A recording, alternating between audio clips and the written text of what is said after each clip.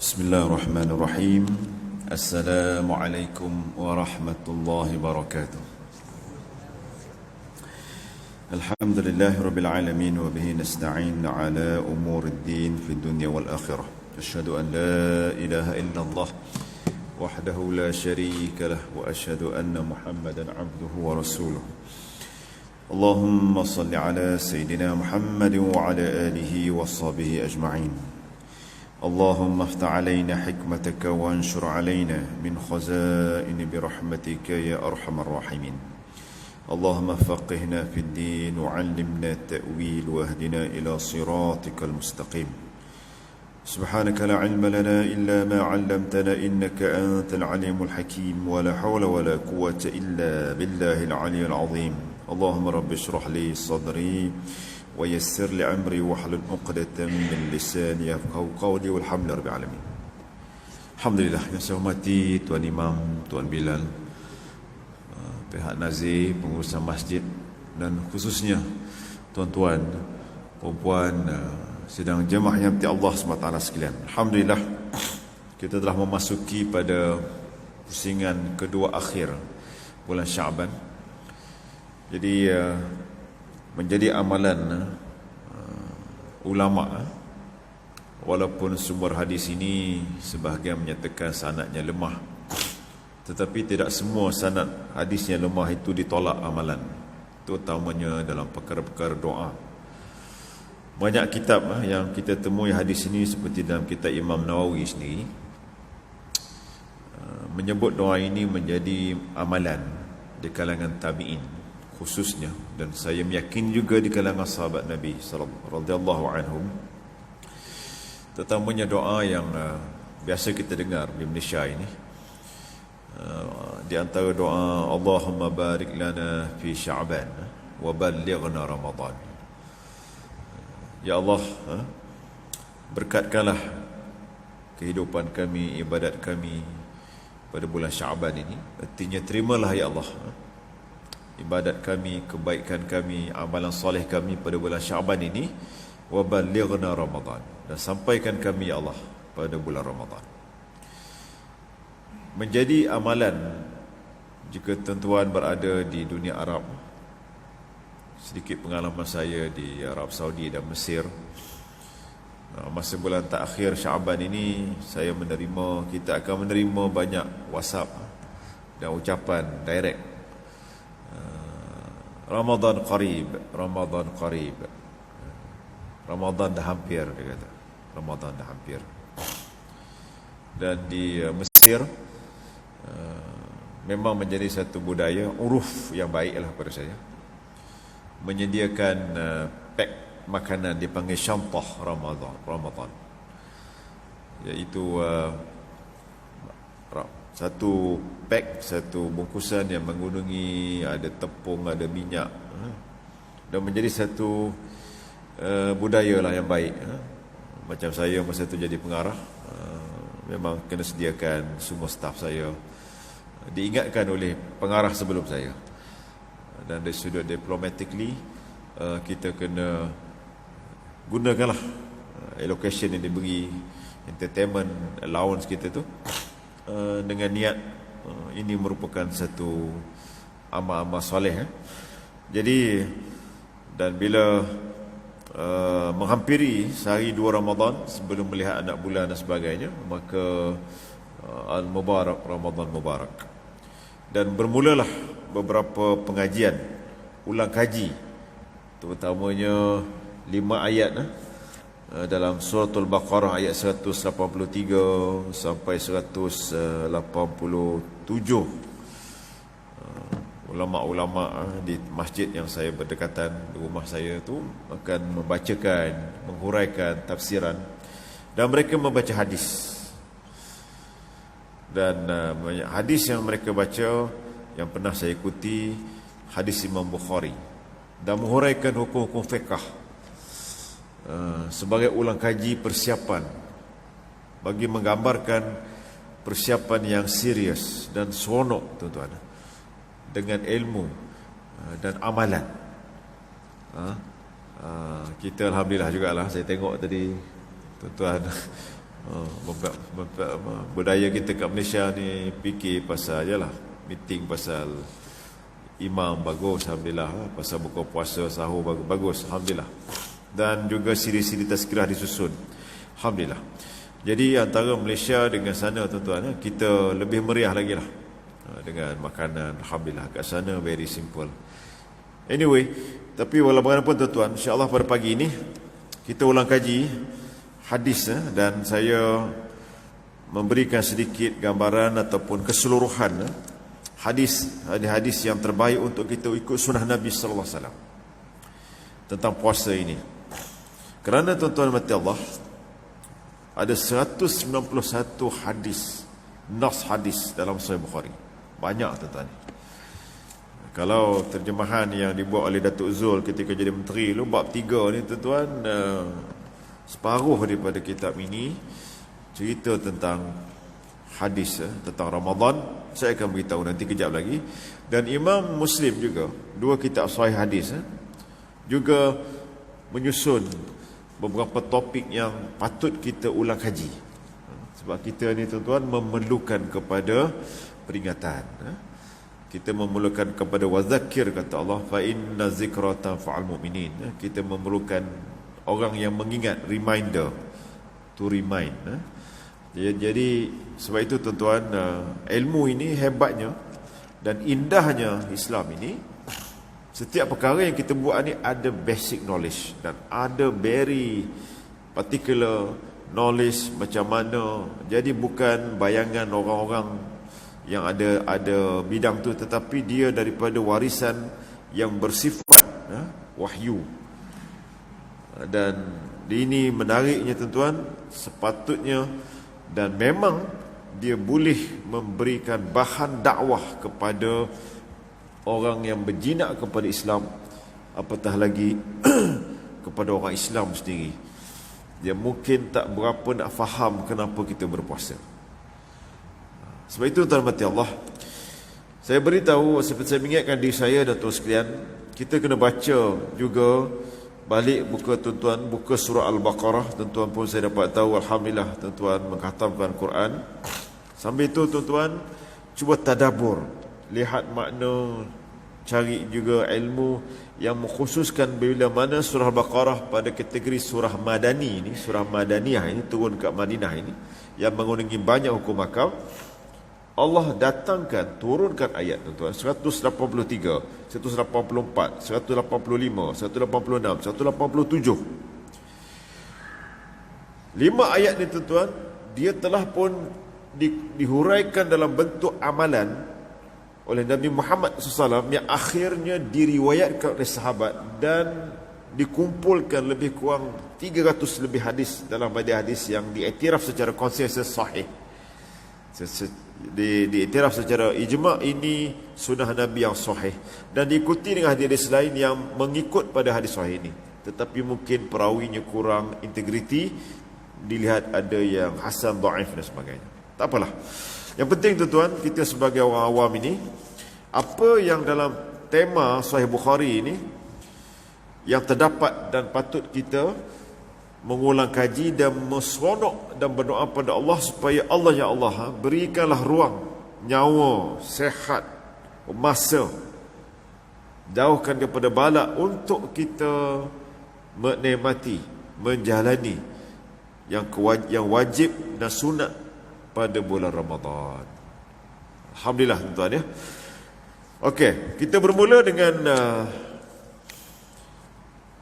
topik puasa dalam Sahih Imam Bukhari ni tuan-tuan. Ada 155 hadis, ada 69 bab. Ini cukup menarik. Dia bermula tentang wajibnya puasa, kelebihan berpuasa, puasa adalah penghapus dosa, dan macam-macam lagi tuan-tuan. Topik-topik lain.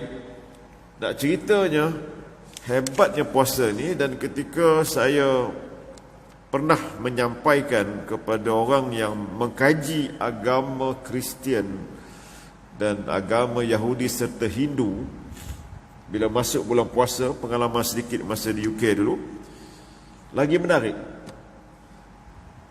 Ketika saya mencadangkan kepada ketua jabatan buat talk together on fasting.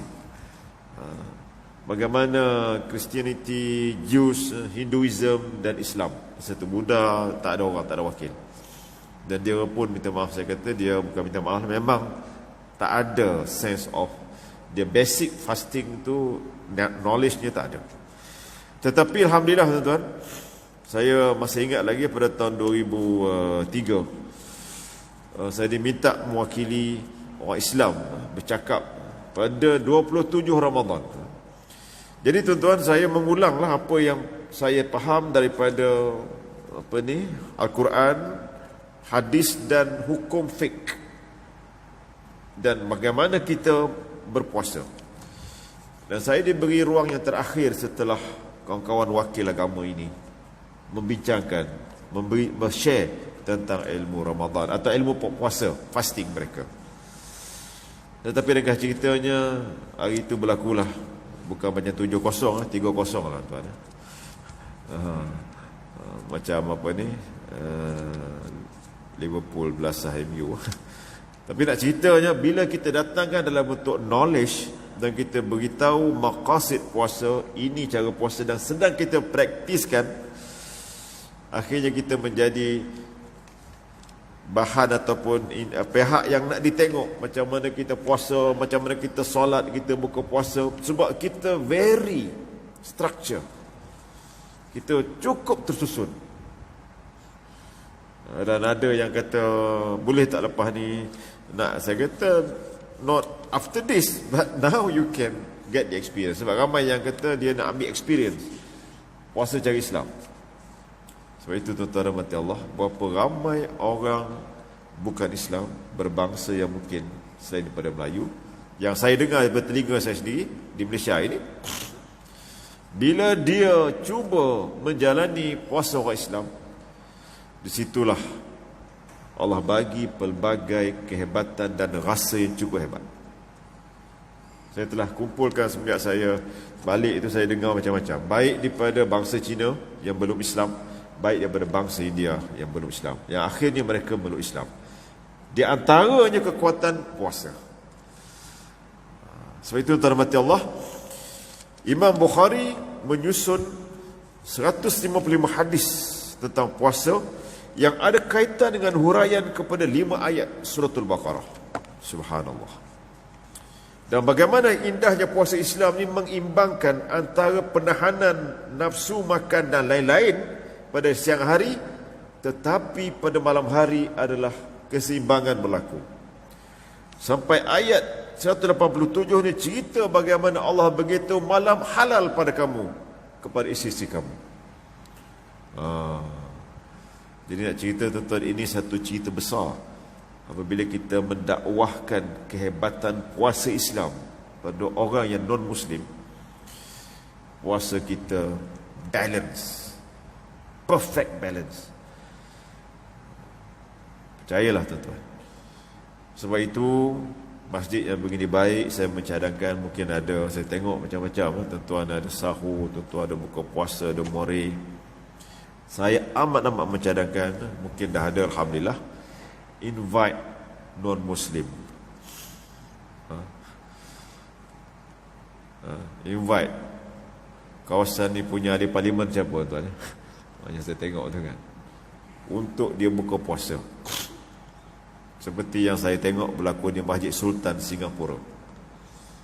Bahkan dalam talam lagi tuan, buka puasa dalam talam, tak ada masalah apa pun. Sebelum tu kita beritahu why we fasting, how we fast. Ini our way to fast, to fasting dan sebagainya. Saya rasa subhanallah, tapi saya kempen ni lama tuan. Tapi yalah, susah juga nak buat. Kalau Malaysia ni semua nak dapat agreement daripada banyak pihak, dan kadang-kadang sensitif. Tapi tuan-tuan, orang lain buat, kita transform lah pula takwa ni tuan-tuan kan.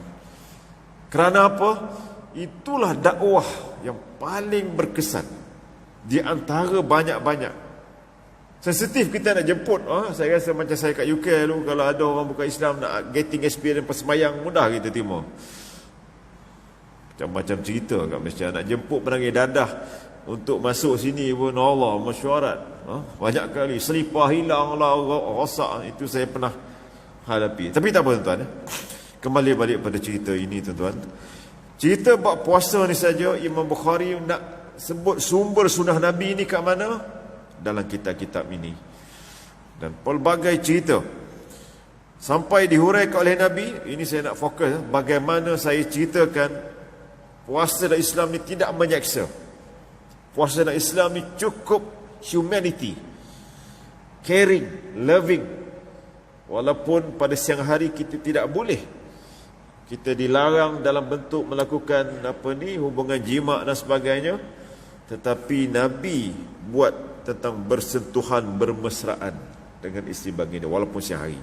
Nabi berciuman juga, cium sayang. Dan sampai pada malam hari halal, yang tak boleh buat siang tu buat malam. Ini benda yang sebenarnya syariat. Dan ada hukum jika suami isteri buat di siang hari macam mana. Kenapa kita boleh beritahu? Because of. Why? Ini dia. Kerana itu puasa ini dia ada maqasid yang hebat, taqwa. Jadi tuan-tuan, sebab itu poin yang kedua, topik yang kedua, masa kita berjalan yang saya nak sebutkan tentang satu topik besar, solat tarawih. Solat tarawih ni tuan-tuan, dia menjadi satu perbincangan yang dikumpulkan oleh ulama hadis nak bagi tahu macam mana Nabi Muhammad SAW mengamalkan satu bentuk solat malam selepas isyak dalam bentuk sunat. Walaupun bukan compulsory ataupun wajib, tetapi sunat yang dituntut dibuat secara berjemaah selepas solat isyak.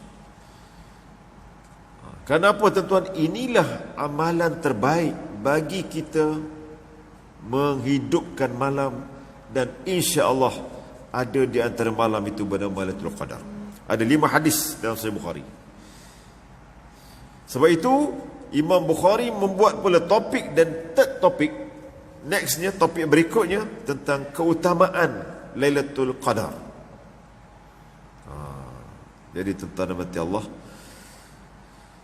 kalau kat sini, kalau kita tengok satu tentang siang, amalan siang hari, macam mana do and don'ts-nya, dan kenapa kita buat itu dalam menuju ketakwaan kita kepada Allah, mendidik kita punya fizikal, emosi, mental, rohani, nafsu tuan-tuan, supaya kita mengikut perintah Allah melalui sunnah Nabi SAW. Kemudian kita kena prepare pada malam hari, kerana malam hari ini ada kehebatan yang bernama iaitu Al-Qadar.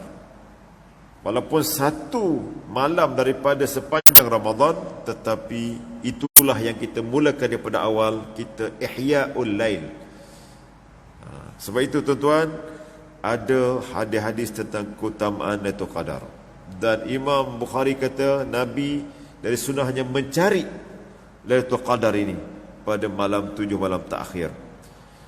Dan bagaimana Nabi bertemu sungguh-sungguh melalui apa cara Lailatul Qadar ini? Dengan satu bab yang besar yang keempat, iaitu bab iktikaf di masjid. Topik iktikaf. Subhanallah tuan-tuan. Kalau tuan-tuan baca ni sampai Nabi buat khemah tuan-tuan untuk isteri-isteri baginda. Apa pula berkhemah pula ustaz? Itu ceritanya. Nanti kena sampai masa lah. Apa yang saya nak beritahu tuan-tuan Allah? 4 topik ini saya ulang sekali lagi. Ada ilmu yang kita kena ulanglah sikit, bagi masa tuan-tuan untuk kita ulang kaji. InsyaAllah hari ini kita ambil masa satu contoh, iaitu tentang kehebatan puasa. Dan yang kedua tentang solat tarawih. Dan yang ketiga kelebihan Lailatul Qadar. Dan keempat i'tikaf. Tuan-tuan ya. Jadi tuan-tuan, nak buat apa puasa? Sebenarnya ini kita punya doa kita. Ya Allah, sampaikan kami pada bulan Ramadan untuk apa? untuk kita menjalani ibadat puasa yang terbaik, mungkin terakhir pada umur kita, wallahu alam. Yang kedua, ya Allah, bagikan kesihatan masa untuk kita bersama-sama mendirikan yang solat wajib dan juga solat yang malam itu, khususnya tarawih.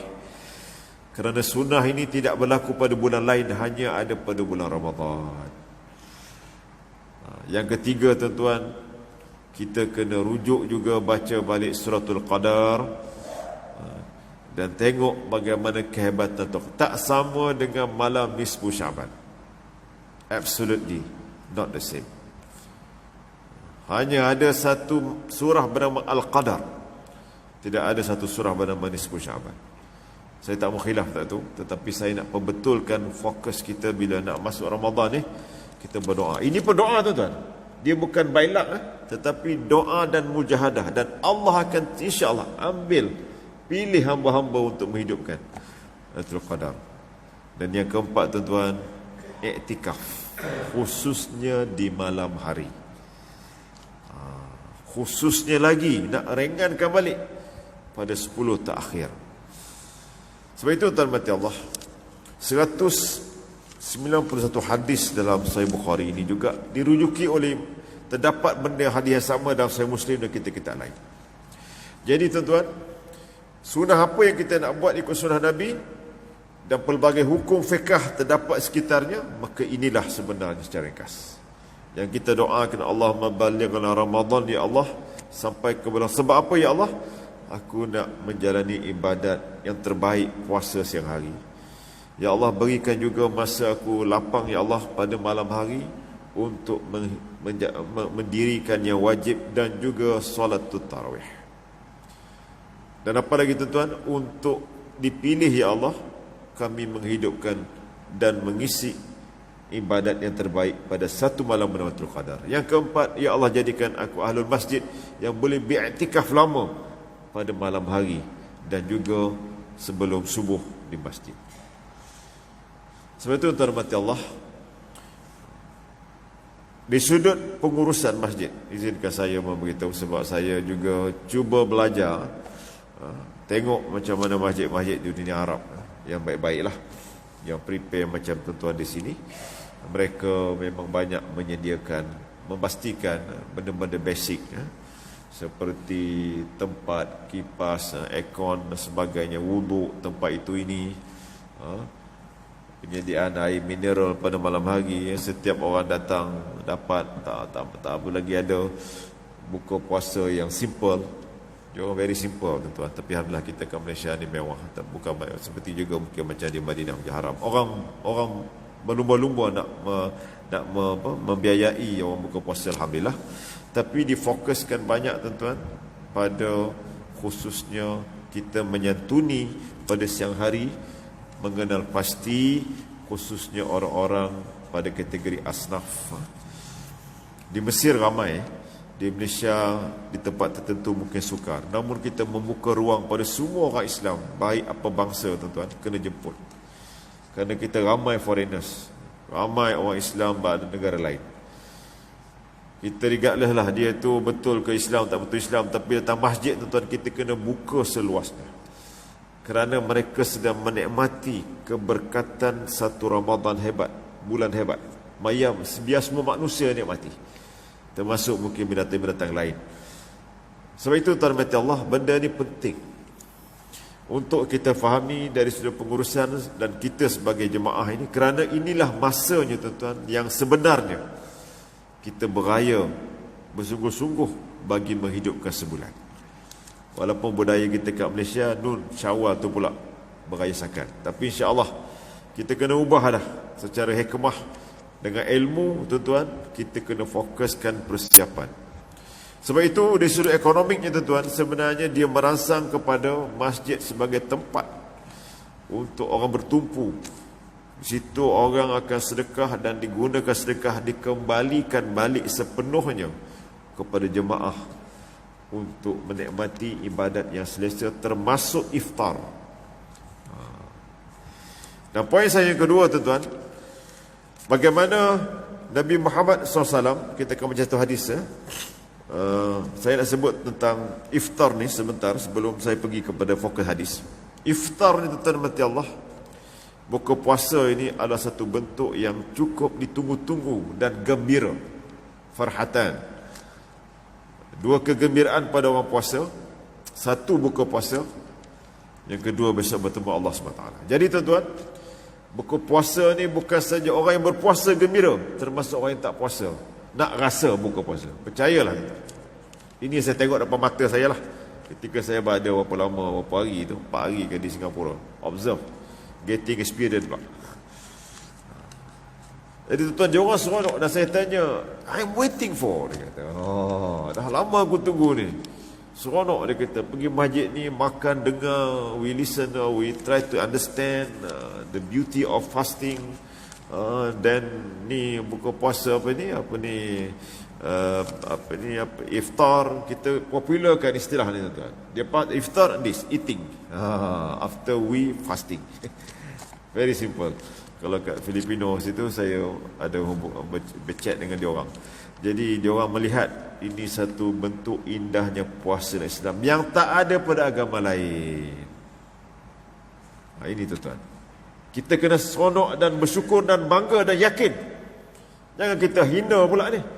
Ketika orang bukan Islam menghormati, baik di barat, baik di mana, kita pula orang Islam memperlekehkan. No way. Jadi tuan-tuan, kita kena jadikan agenda makan tu bukan semata untuk kenyang dan pelahap kita, tapi untuk menarik manusia lain mengenali keindahan puasa. Di situ diberikan talk, diberikan tazkirah. Saya tengok 15 minit, 10 minit.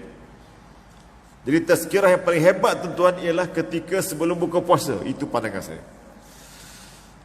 Ada pun tazkirah tengah-tengah tarawih ni okey lah untuk orang kita, okey lah.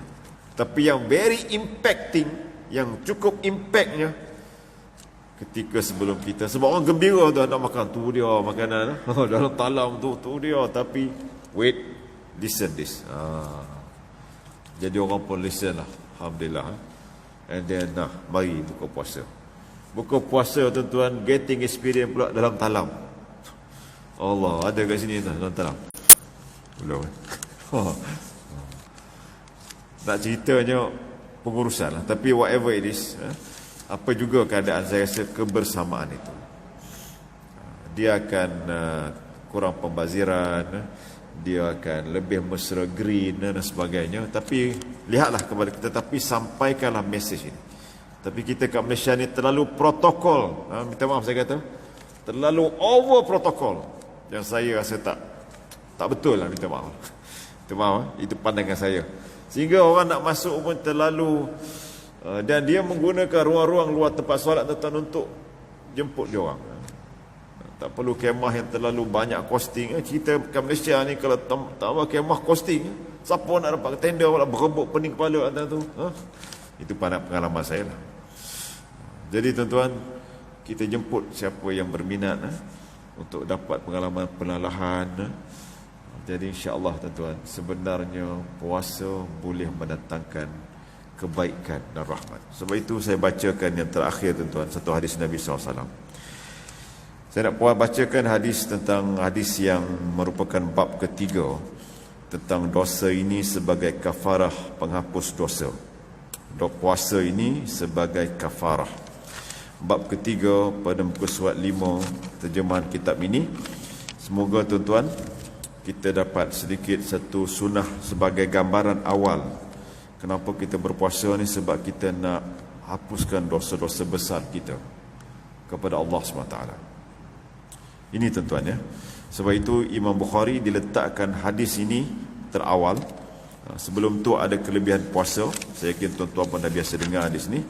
Saya kewajipan puasa pun tak perlu. Tapi pada pagi ni tuan-tuan, mari kita ulang kaji, mengingatkan diri kita. Tajuk dia as-saumu kafaratun. Maksud dia puasa adalah merupakan penghapus dosa kafarah.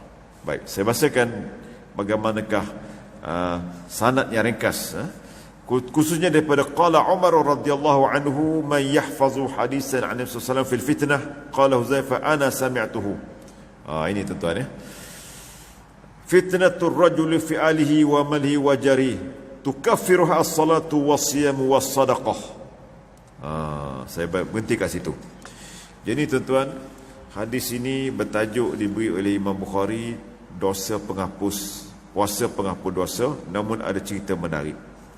Satu hari Sayyidina Umar radhiyallahu anhu, dia berkata, siapakah yang masih ingat sabda Nabi SAW terhadap fitnah? Fitnah ini artinya satu keadaan manusia berada dalam keadaan penuh sengketaan, berada dalam keadaan tidak selesa, kerana yang ini katakan ini, yang ini katakan ini, tapi no evidence. Jadi ini tuan-tuan. Lalu di antara sahabat Nabi yang banyak menyimpan riwayat daripada Nabi tentang perkara-perkara yang bersifat akhir zaman, tanda kiamat dan fitnahnya, siapa nama? Huzaifah bin Yaman.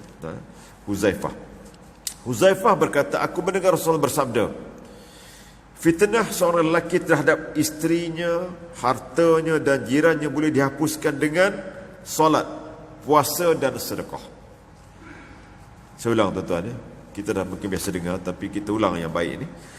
Nabi bersabda seperti yang diriwayatkan oleh Huzaifah radhiyallahu an, fitnah terhadap seseorang, baik lelaki maupun perempuan, terutamanya lelaki, terutama fitnah yang berkaitan dengan isterinya, fitnah berkaitan dengan hartanya dan jirannya, boleh dihapuskan dengan solat, puasa dan sedekah. Tiga fitnah ni tuan-tuan boleh dihapuskan oleh Allah dosa kita jika kita terlibat dengan kita mendirikan salat yang khusyuk, berjemaah dan juga sunat, dan puasa yang terbaik serta sedekah yang ikhlas. Umar berkata, bukan ini aku ingin tanya, tetapi aku ingin bertanya tentang fitnah yang bergelora menimbulkan kekacauan sebagai geloranya lautan. Huzaifah berkata, sungguhnya sebelum fitnah itu berlaku, adanya pintu tertutup. Umar berkata, apakah yang dipecahkan atau dibuka? Huzaifah menjawab, dipecahkan. Umar berkata, kalau begitu ia tidak akan dapat ditutup lagi sehingga hari kiamat. Betul. Kata, jadi nak ceritanya tuan-tuan, bagaimana yang dimaksudkan ini, bahawa fitnah itu memang akan berlaku sampailah kiamat. Dah terbuka dah, tak tertutup dah.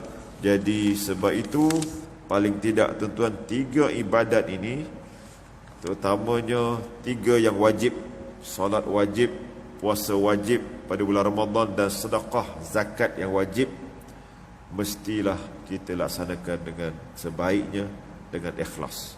Termasuk kita mendirikan solat sunat, nawafil dan sebagainya, rawatib dan sebagainya, dan puasa sunat dan sedekah yang sunat, infak. Huraiannya tuan-tuan menarik. Bagaimana dosa terhapus dengan puasa? Subhanallah tuan-tuan ya. Begitu juga solat, terutamanya dosa-dosa besar.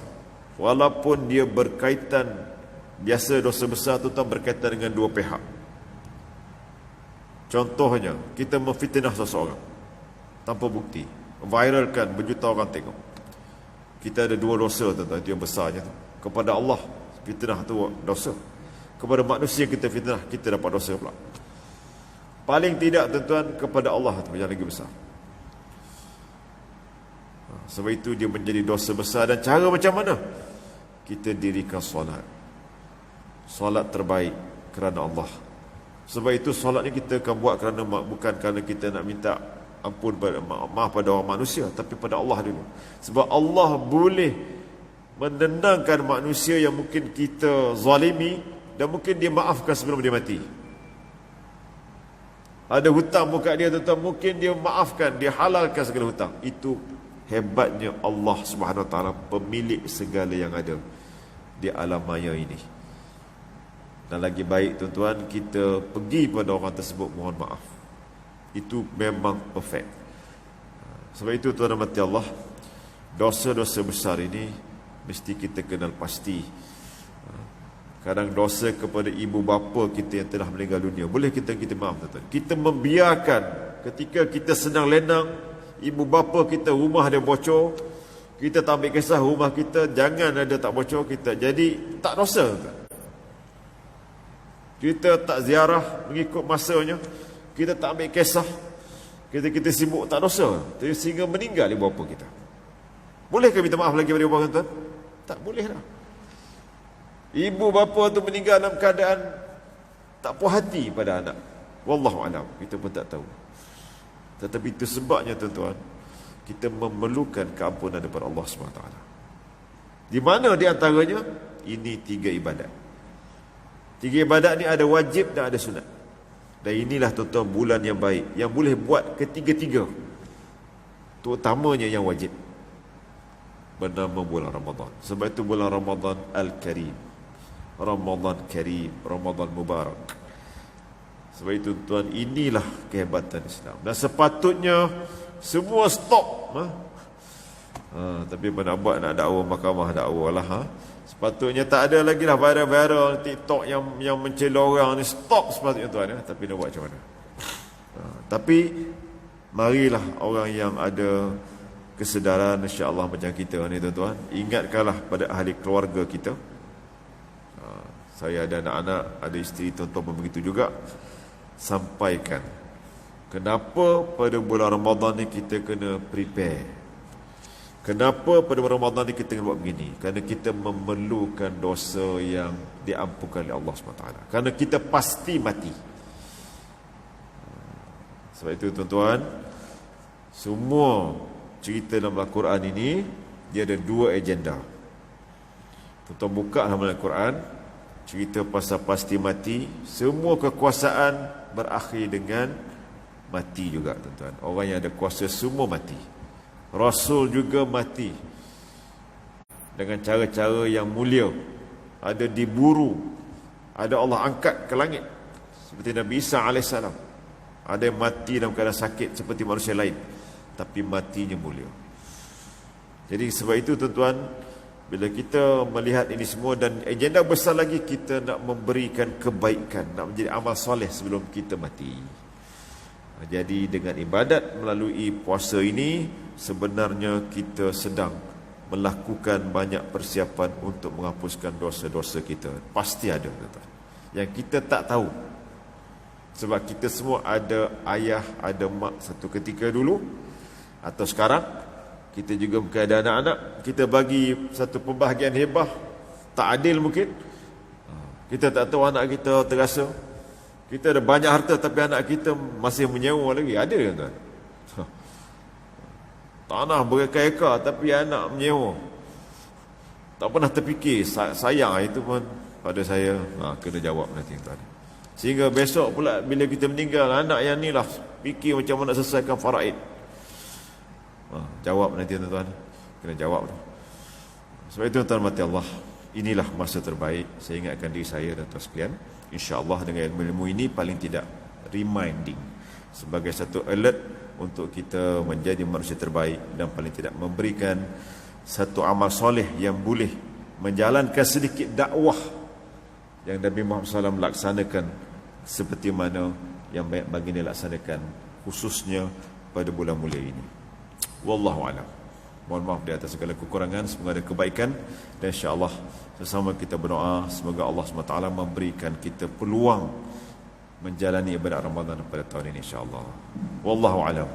Allahumma hdina as-siratal mustaqim, siratal ladzina an'amta 'alaihim minan nabiyyin was-siddiqin wasyuhada'i was-shalihin hasuna ulaika rafiqa. Allahumma barik lana fi Sya'ban wa ballighna Ramadan wa ballighna Ramadan ya Allah. Allahumma rabbana atina fid dunya hasanah wa fil akhirati hasanatan wa qina 'adzaban nar. Walhamdulillahirabbil alamin. Wassalamualaikum warahmatullahi wabarakatuh. Wallahu a'lam.